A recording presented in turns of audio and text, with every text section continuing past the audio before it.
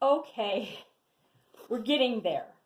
So if you kind of notice with the building, you just keep adding on and putting all the little bells and whistles, I call them, just all the little lines, and it starts coming to life. There she is little, and there she is big. So now let's get our trees in. We're going to rock and roll. We'll get a little bit of the foreground, maybe, in this lesson. So first off, I mixed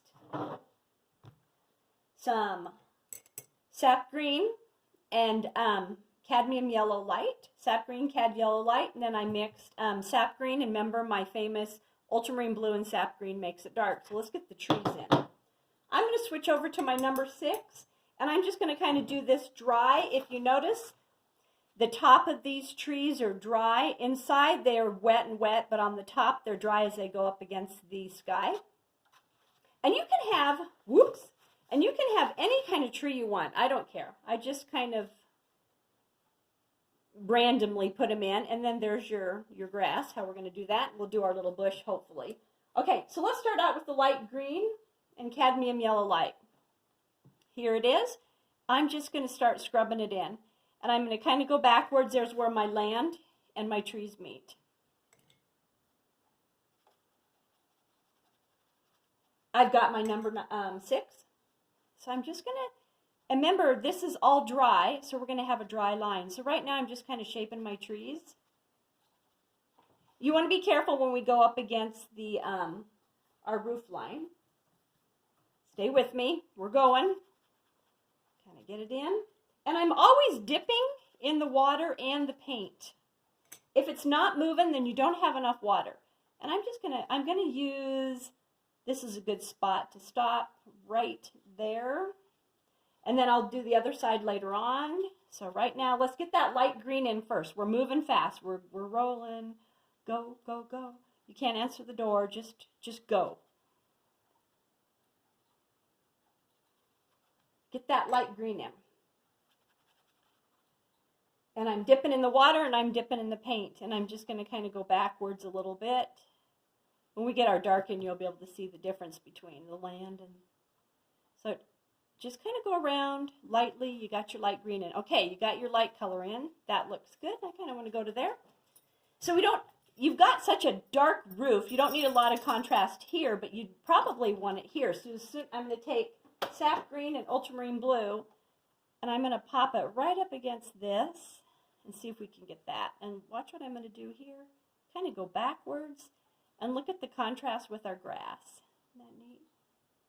So we don't want it one solid color. Remember, when you're looking at trees, bushes, foliage, you go dark, light, dark, light. So we'll go light on the top.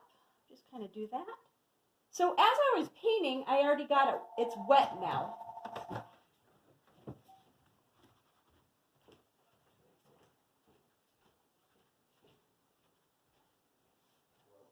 That was just the phone.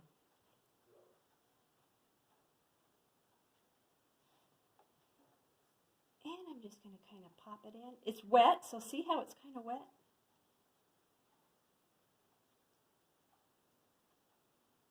I'm going to kind of gauge it.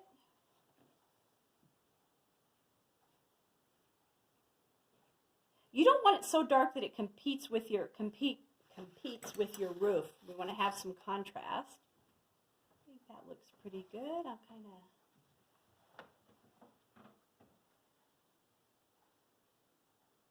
Now I'm going to go really dark. This is ultramarine blue and sap green down here at the base.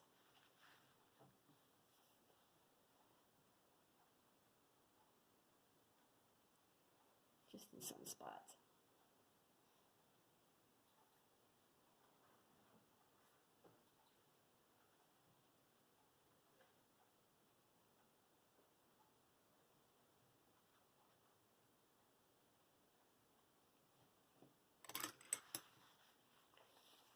Now, if I've lost a little bit of my lighter green, I can just kind of lift. I'm going to kind of look, and I can just add some water too to get it to blend a little bit better. Kind of look to make sure I've got a nice blend in here. Maybe come back with the yellow and my green to make it a little bit lighter in here in some spots. Like I said, you can just kind of mess around with it and see. That looks pretty good. And then on my next one, maybe I don't want the tree to go so far. Maybe we're just going to go to here.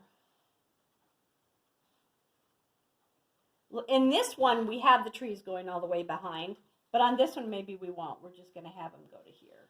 Like I said, you guys can do whatever kind of trees you want. So see, I'm getting the light color in first. Now, do you see how the sky is showing underneath there? Compared to when you put it on white paper. So I'll just go a little darker there to make it pop. So remember, this was our sap green, cad yellow light. It's pretty limey.